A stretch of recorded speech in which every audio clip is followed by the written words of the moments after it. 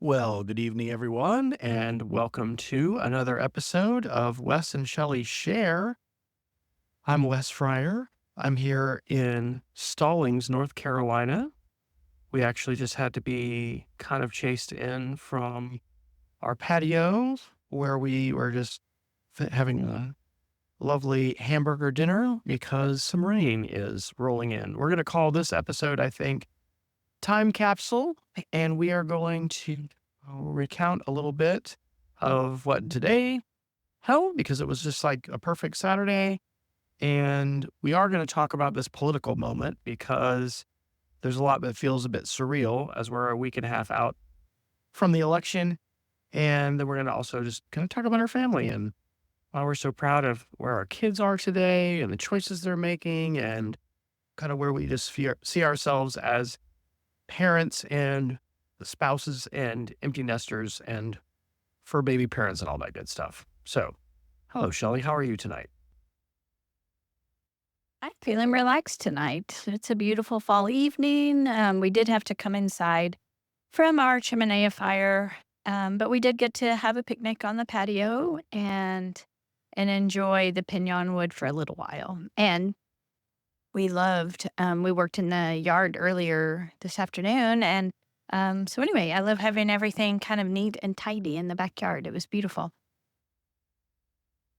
So, we'll just kind of recount a little bit of today. So, we've been busy and I've been co chairing our stewardship committee for church, which has meant the last 2 months pretty much a Thursday night meeting every week. And so this week, we did not have a meeting, but we did go. We went we went to a author talk at St. John's Baptist Church in Uptown Charlotte, just down the street from our church, about countering Christian nationalism. And so there's been a lot of things, election wise, of course, that have been on our minds. But let's talk a little bit about what else went on today besides cleaning up. We actually didn't we didn't get all the leaves at the end of last year, either in our front or our backyard. There are a lot of leaves here, if you didn't know. And so anyway, we just thought, well, let's go ahead and work on the backyard and then we'll work on the front yard later. But this would be the time to plant fescue seeds if we were going to be planting seeds. And so anyway, the yard was kind of a mess too from Hurricane Helene and all the branches. We did not get hardly any damage at all. I think we only got 4 inches of rain, which was a small amount compared to other places. But anyway, we did that. And then, Shelley, it's only taken us 2 years. What did we do after that when we hit the road today? Well, we have a lovely park in South Carolina that we love to go to, Ann Springs Close. I guess it's a club. I mean, it's open to anyone, but it's a greenway. Um, but we've been hiking there.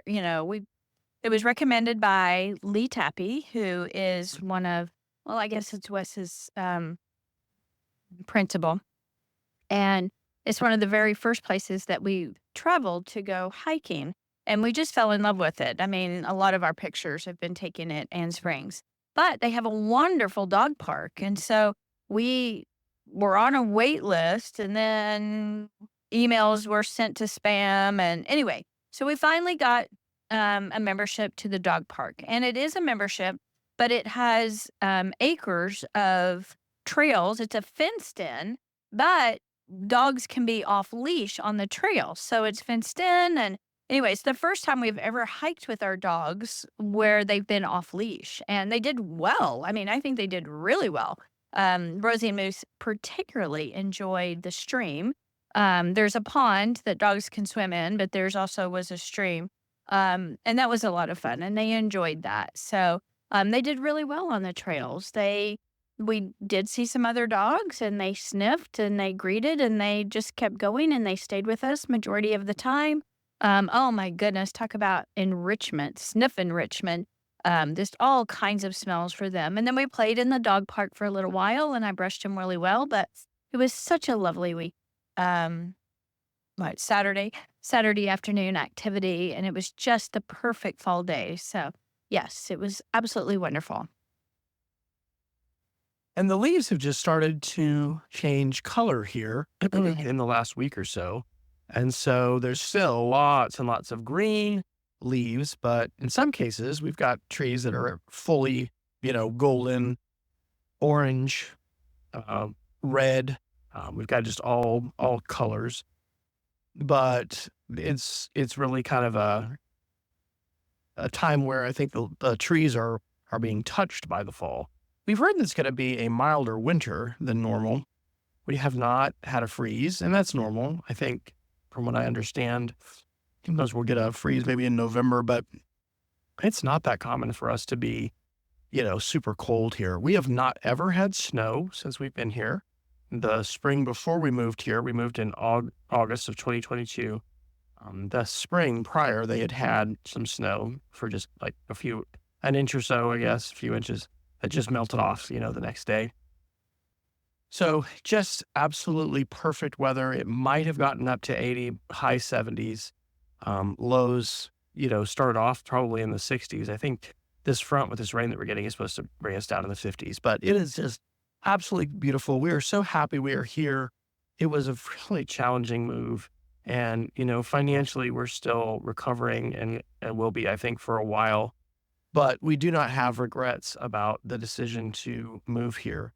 And so, yeah, it was just kind of a perfect night. And we've got the windows. We have a sun porch on the back of our house, and it's got all these windows and sliding glass panes and that also have screens. And so we've got the screens on, but we've got all of them open tonight. And you can hear the rain and you can hear maybe a little bit of light wind. It's amazing how little wind there is here.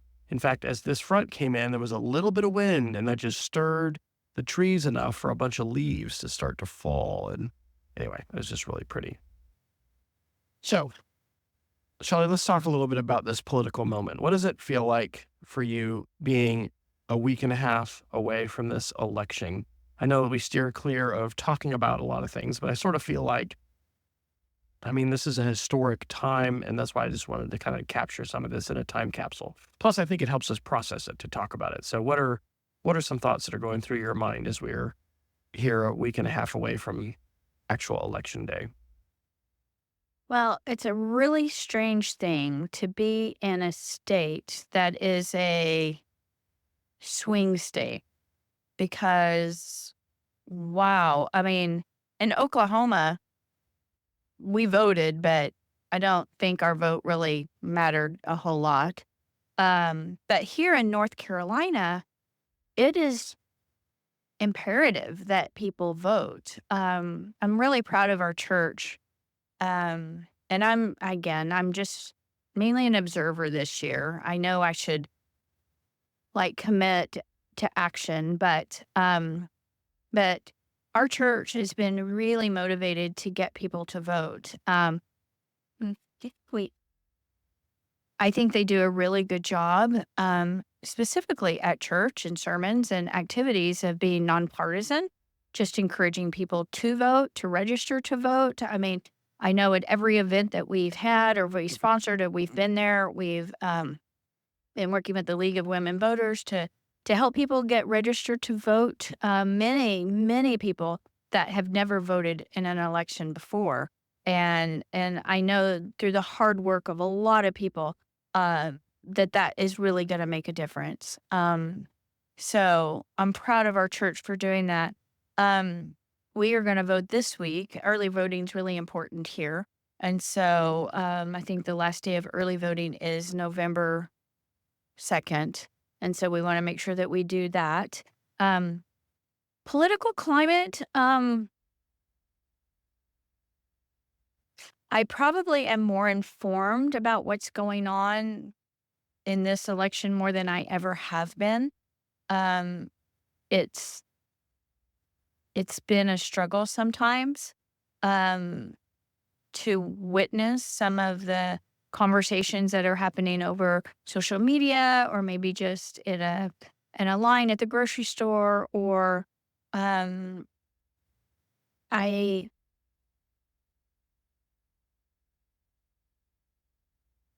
I don't know. I think this is a very pivotal election, and I think one way or the another.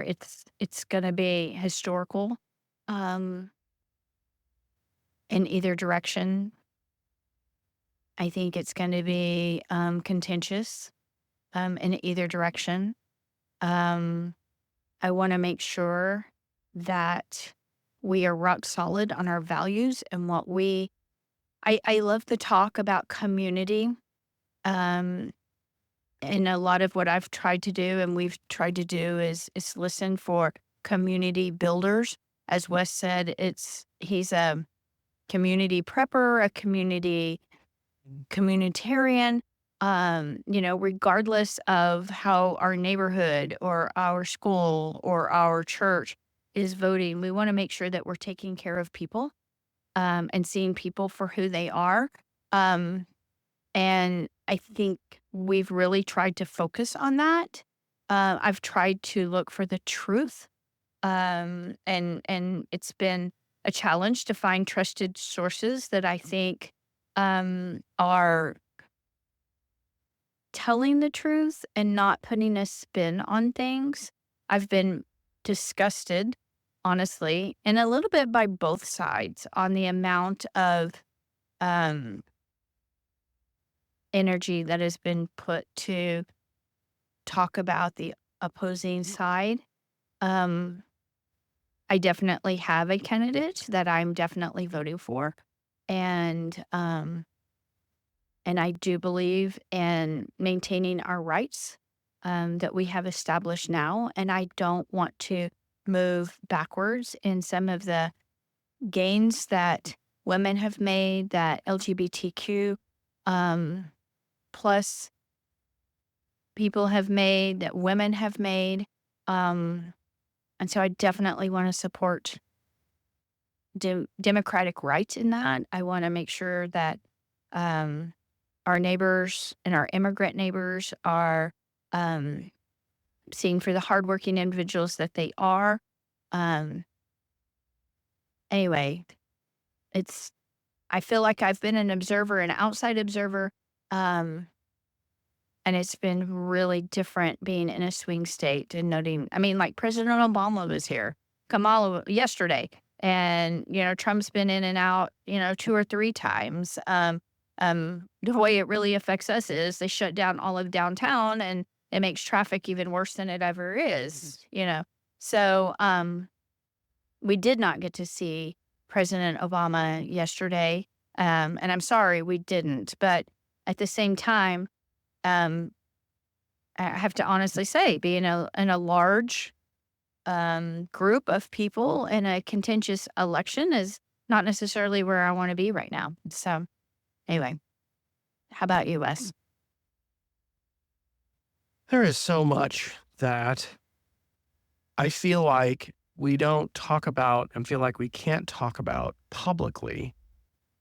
And so actually, I want to talk about a few of those things here, in part just because I want to preserve, our perceptions of where we are. I was telling Shelly, I feel like that Lord of the Rings scene in like the Return of the King when Pippin and Gandalf are in Gondor looking out at the fields of Pelennor towards Osgiliath and um, Minas Morgul, and there's like Pippin's like sitting on the edge of a battle is so hard, and I feel like we have had a calm before the storm. It feels weird to not have been making my political voice and my political opinions known on social media and putting a yard sign in our yard. We're not. I had a crazy talk with one of my parents, one of my sixth grade parents, Clive's father, at Cassidy in April or May before we left in 2022. We had a chance to take the kids on a camp out. I think it was in May. It was wonderful.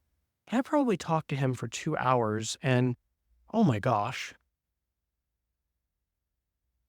one of the things that he was talking about at that time, and this was in Oklahoma, he was very convinced that there were extremist right-wing groups that were keeping track of people in neighborhoods who had identified themselves as Democrats and that there was a strong likelihood of those people experiencing political violence, um, depending upon how things went down with elections and things like that. One of the things that I have not talked much at all about publicly is maybe 2 years ago or a year ago, I created a new YouTube channel because I had been looking at content for, well, I guess we talk about this a little bit, for this communitarian prepper project. I think we should be prepared for emergencies. We just had Hurricane Helene that hit the Carolinas, absolutely devastated in an Armageddon level event. But that's no kidding. Um, just crazy, wiping, you know, towns off the map, historic flooding. We've still got people in Western North Carolina without power. It's been a month since that's happened. Anyway, I think that we ought to be prepared for all sorts of emergencies, whether it's a natural emergency or some kind of other, crisis, something else that happens. And so, anyway, as I was watching those videos and different associated videos relating to, let's just say preppers, there's more than that, but basically that content had all taken over my YouTube channel. And I ended up getting some really crazy stuff that I wouldn't typically see. So what I ended up doing was just deleting the history of all those kinds of videos that I'd watched on my main channel. And I basically sort of took that YouTube channel back for things that I'm more normally watching. And then I have this other channel. Well, now that I have that channel, and I actually enjoy watching different influencers and content there. It's just wild, the different voices in social media that people are presented depending upon the ways we have curated our feeds, that we have liked videos, that we have subscribed, all of this kind of stuff. And so one of the things that I am very concerned about is political violence. It's crazy to me that we've already had attempts on one of the presidential candidates' lives, more than once. And, I was born in 1970. Shelley was born in 1965.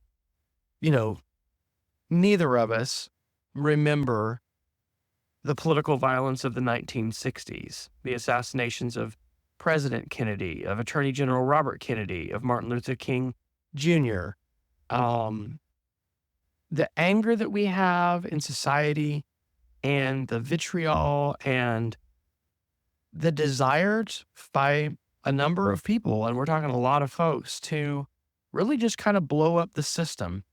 Lots and lots of anger, and social media has absolutely played a huge role in fanning those flames. And so I guess I sort of feel like we are standing on the edge of a precipice, and there's just stuff that we're going to have to go through as a nation. But depending upon who wins the presidency, it can, I think it's going to be difficult either way, because I think there are going to be some powerful forces that are going to contest the outcome of the election. If for instance, Harris wins, there's going to be all kinds of people who are going to contest the election. I think the thing that feels the worst to me is that I don't feel like I have stood up enough for democracy and for human rights and for the values that are important. And I feel like those things are truly on the line in this election. And I have two of the projects that I've been working on for a while is a conspiracies and culture wars project, which is really trying to figure out what the heck is happening with the weaponization of social media and the ways in which conspiracy theories have been ascendant and extremist voices have had such an outsized amplification. And then the Republican Party has been taken over by very, extreme folks. There is not the moderate voices have been pushed out of the Republican Party at this point. And so that project and then another project called Heal Our Culture I've been working on. So I'm talking too long because anyway, I am. What what what kinds of messages, I guess, would you want to share with our children, Shelly? They're not here, but at least one or two of them are probably going to listen to this. So what would you want to share with them in this political moment, um, in terms of encouragement and just a parental a parental message from your perspective? Well, I'm just gonna kind of do that and segue into maybe our next section. But number one, I feel very proud of each of our children, and the accomplishments that they have had. They've been hard workers. They're responsible. They love people. They're kind. They are taking steps to do the right thing. Making good choices. And I don't say that lightly. Of course, we said things like that when they were toddlers, but they've worked hard. They're hardworking young people, and they're going to make their mark in this world. And they're all so smart and so caring and are doing amazing things. I love the young people that they have chosen. And I feel very confident in the adults that they will come and the parents that they will be. Um, I feel very blessed that Alexander and Grace are married and that they've found each other and that they are committed to each other. I think they are responsible human beings who are going to be amazing to each other, take care of each other, um, raise amazing children. Um, I don't know. I'm very proud in that and the adults that they have been and that they are all becoming. I don't know. I guess I'm rambling.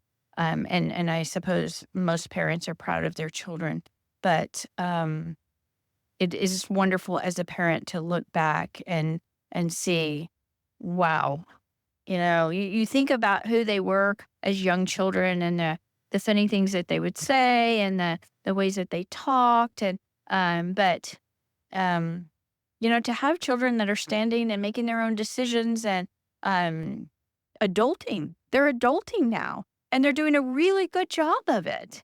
And they care about people. And I just I'm immensely proud. And no matter what happens in our country, no matter who is elected, no matter what the things, I am confident in the abilities of our children to cope and to overcome and to deal with and to become the amazing humans that God has created them to be. And so I don't know if that, but they were prepared. They are prepared. Um, and I have a lot of hope that um, that they will continue, and that our grandchildren will continue, and our grandchildren's children will continue, and that in whatever part or place that they find themselves, that they will bring hope to all of those around them. So, Well, I guess my message would just be one of hope and one of resilience. I think that it's hard to have a perspective on the whole arc of history, but it's important to study history, and we do study history, and we know that there have been incredibly difficult circumstances and situations that people who have lived before us have survived and lived through. And of course, some people didn't survive. I mean, wars we've had, and famines and, the Great Depression, and it's, losing children in childbirth. I mean, there's so many different struggles and things that have happened. And as a society, we are more connected than we ever have before. I think one of the things that I would like to do, and we need to see if we can set this up with them, is we need to have some calls periodically, like once a month or something. We ended up having a call with both Sarah and Rachel a week or so ago, just coincidentally, because they were both calling, but it was absolutely lovely. And I know during COVID, there were a few times when we did that as a family. But communication, this is one thing that's actually struck me with Hurricane Helene and watching, different videos and people who've talked about lessons learned. Communication. Oh my word.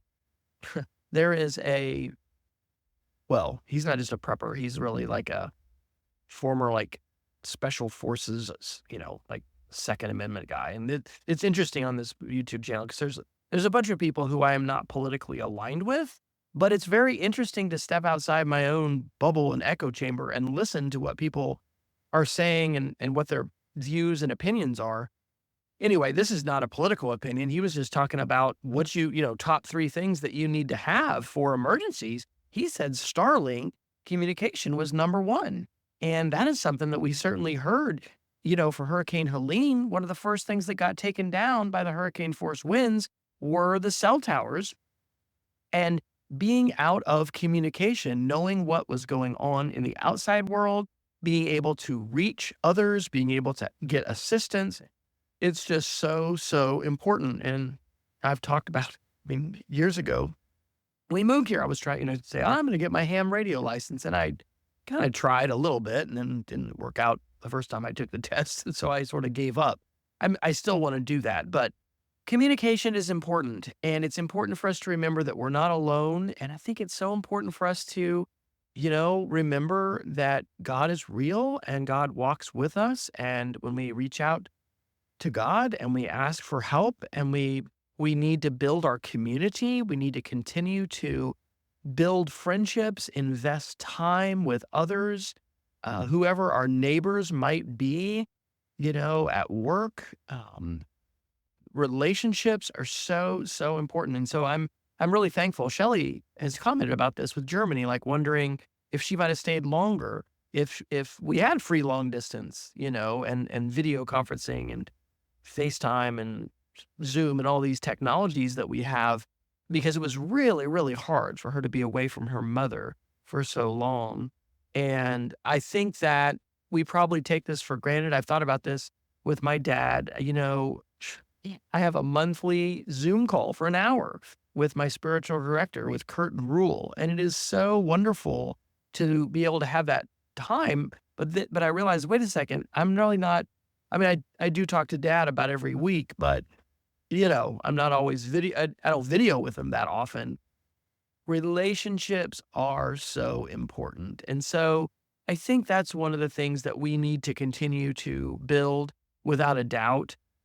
We do need to pay attention to, a communication plan and all kinds of things for emergency preparedness. And I don't want to dive into that here. You can go to calmprep.westfryer.com if you'd like to see a lot of videos and things that I have about that topic. But just communication, I guess I had not thought of communication. I knew that it was important and I knew that it was a top priority, but I wouldn't have necessarily put it at the top. And so anyway, I just feel like we need to maintain communication. This podcast, by the way, is an example of communication. I think it's absolutely wonderful that Rachel and Sarah listen to this. And, I don't know if Alexander and Race ever have, but they might someday. Who knows who's going to listen to this, right? If it gets preserved. Anyway, it's a way of staying connected. And that is super important. Okay, well, I think we need a halftime. And then I think we need to talk about something positive. I think, what I'd like to talk about? Let's talk about bedtime routines with our kids and the books that we enjoyed reading to them. I'll try to say that without being emotional because, man, some of this, anyway, we marvel at how we're getting older and time has marched on. So let's go to halftime and then we'll come back to a very positive thing talking about bedtime stories when our children were young.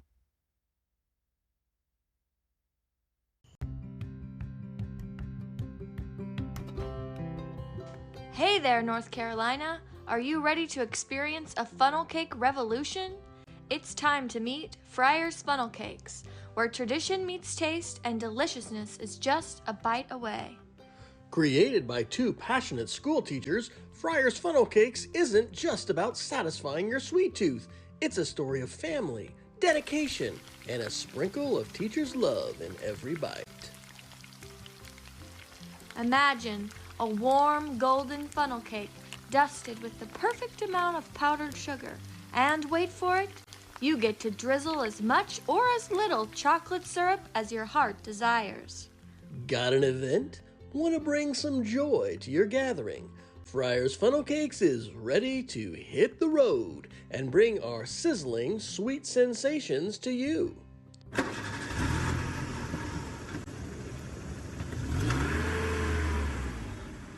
Don't just take our word for it. Here's what one of our satisfied customers had to say.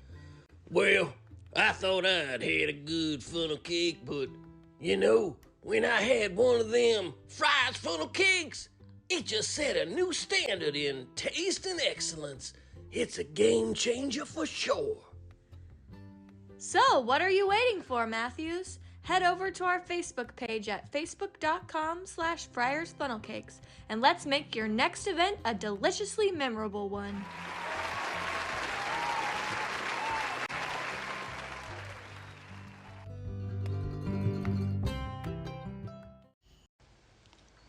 And we're back. Hopefully you will find a time to enjoy some Fryer's Funnel Cakes. Actually, on that note, we had last weekend our fall festival at PD, and it was absolutely wonderful. And it was at our school, and it was a beautiful fall day. And I think it was our most successful funnel cake event that we've ever had. And it was really fun. Although, did it make me tired? I think it took me 2 or 3 days to recover from that. And next weekend we'll do it for our church fall event. So anyway, retreat. So yes, if you're in the area, come and see us. Some delicious funnel cakes. Okay, so we decided that for this next section that we would like to talk about something positive and just some memories. I think one thing that's always fun to reminisce about childhood parenting memories. And one of our favorite things to do was to put our children to bed.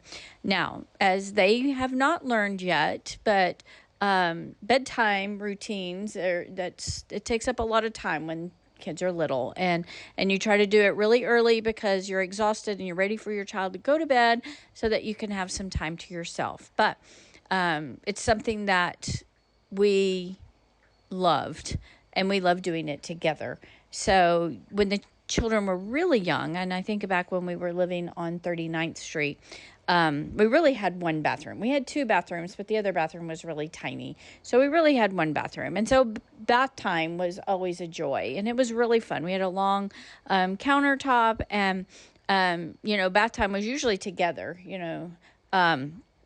so you bathe both kids at the same time, and that just saved you time. And then they entertain each other in the bathtub. But, you had to be there, and you had to watch. You had to make sure nobody was drowning. We didn't have a lot of the fancy equipment that they have now. But I do remember a bath seat. So you had the bath seat, and you had the bath toys. And that was always really fun. I always liked bath time at Nana's house, too, because Nana had different bath time toys. In fact, a lot of our animal collection, she had a lot of these animals. And that was always fun. So you had bath toys at Nana's house, and then you had our bath toys at home. And I always loved you put the baby lotion and all of the stuff on, and they always smelled so sweet. And then you got to rock them, and I remember rocking them and singing to them. You are my sunshine, my only sunshine. You make me happy when skies are gray. You'll never know, dear, how much I love you. Please don't take my sunshine away. Anyway, we had a whole singing routine. And we would read stories, and we would cuddle. And then the sweetest thing was just saying our nighttime prayers. And we always prayed together. And I know that we probably both did bedtime together, but I kind of think that majority of the time when they were babies, I probably did a lot of it. I don't know, maybe that's just what I'm remembering. But when we moved to our house, when we moved to our house across from Murphy, I was pregnant with Rachel. big time pregnant. And this is something you'll know. The more children you have, you kind of get bigger and bigger with each one. I don't know if your stomach's all stretched out or what, but Rachel, I was really, really pregnant with her. And so I'm sure that, and then Alexander was getting ready to start kindergarten.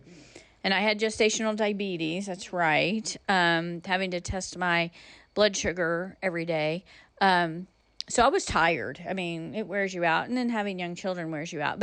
And so I think that's about the time that you entered in, and it really, I think you did a lot of bedtimes when we had moved.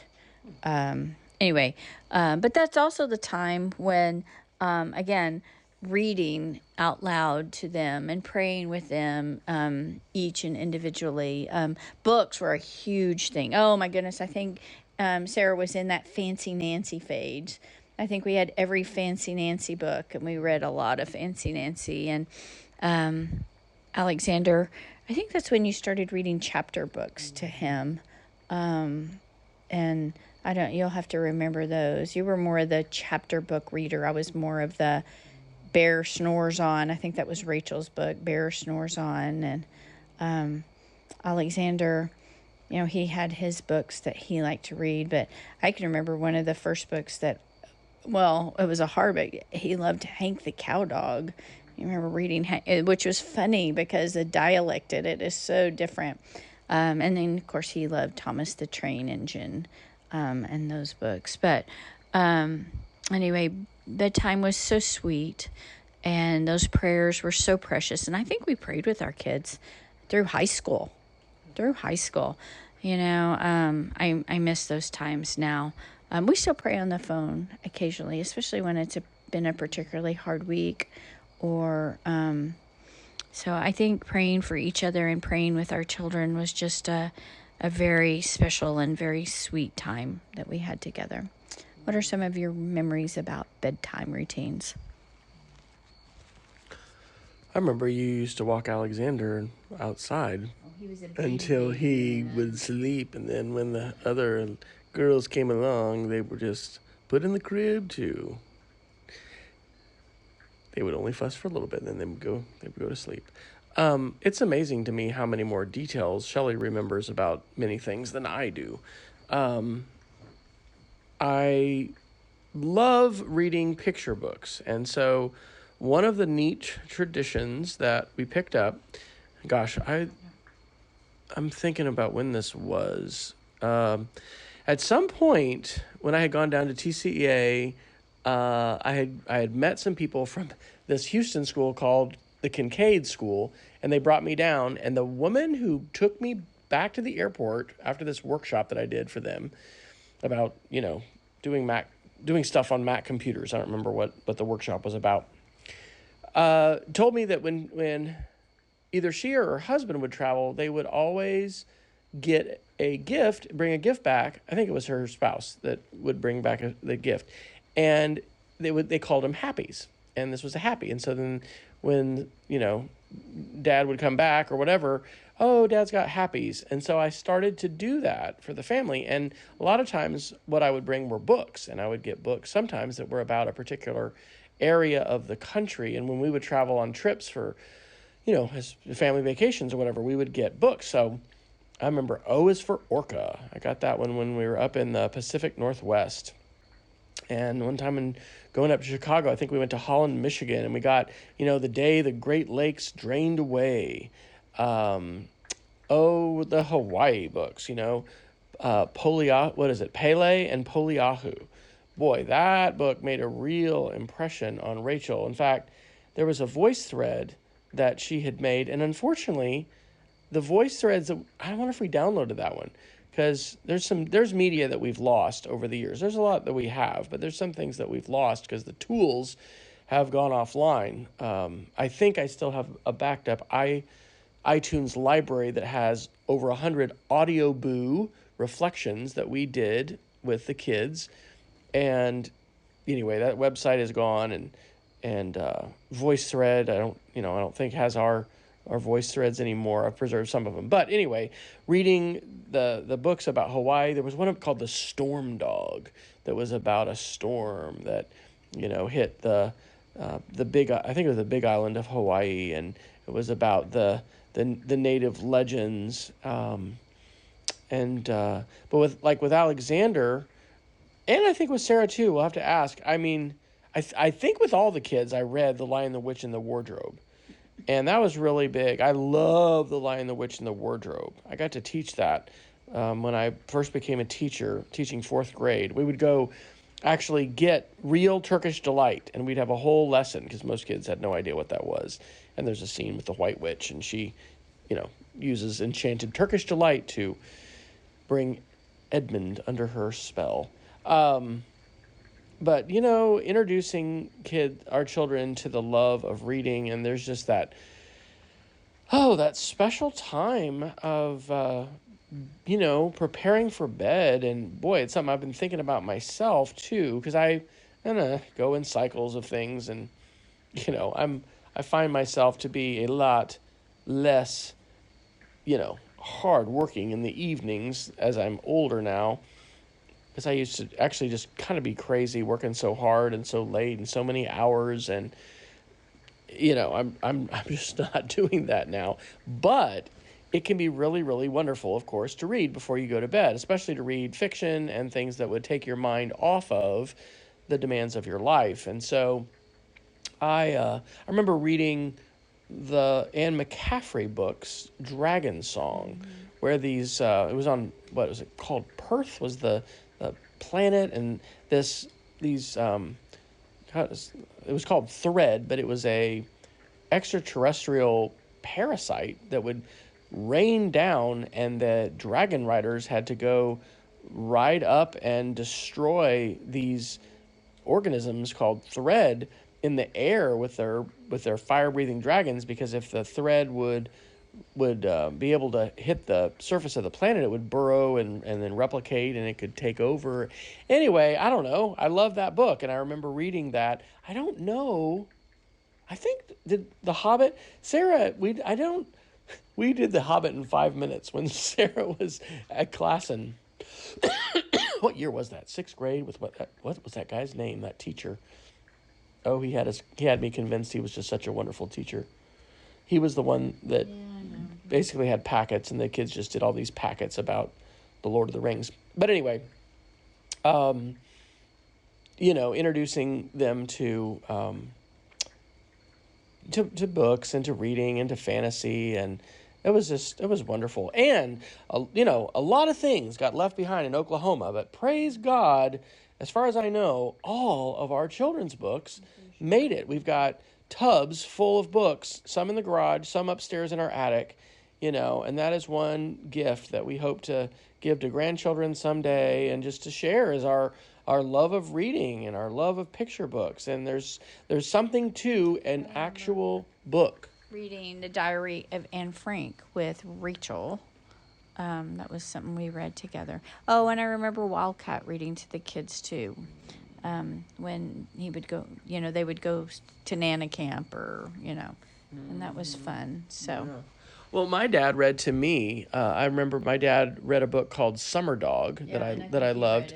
I think he might have read it to them too. And then I'm pretty sure my dad read Trumpet of the Swan to me by E.B. White. He wrote, what was the Stuart Little and Charlotte's Web. I mean, it was that was like the trilogy. But my favorite was always Trumpet of the Swan. I should go read that book again. It is awesome. And of course, singing. I don't know, man. I'm kind of, maybe it's a sign of me being emotionally brittle to not be able to, get through some things. But like, I probably won't do the whole thing. But at some point, and I don't know how old Sarah was. I would, I would sing Paradise. I still think Sarah and I should do a duet at church sometime. Yeah, that's the story. See if I can do it. I'll have to think of something that will not counter my emotion. When I was a child, my family would travel down to western Kentucky, where my parents were born. There's a backwards old town that's often remembered, so many times that the memories are warm. And Daddy, won't you take me back to Muhlenberg County, down by the Green River where paradise lays. Oh, well, I'm sorry, my son, but you're too late in asking. Mr. Peabody's coal train has hauled it away. So sometimes we travel right down the Green River to the abandoned old prison down by Adria Hill, where the air smelled like snakes and we chewed with our pistols, but empty pop bottles is all we would kill. And Daddy, won't you take me back to Muhlenberg County, down by the Green River where paradise lay? Oh, well, I'm sorry, my son, but you're too late in asking. Mr. Peabody's coal train has hauled it away. The coal companies came with the world's largest shuffle, and they tortured the timber and they stripped all the land. And they dug for the coal till the land was forsaken. They wrote it all down as the progress of man. And Daddy, won't you take me back to Muhlenberg County, down by the Green River where paradise lay? Well, I'm sorry, my son, but you're too late in asking. Mr. Peabody's coal train has hauled it away.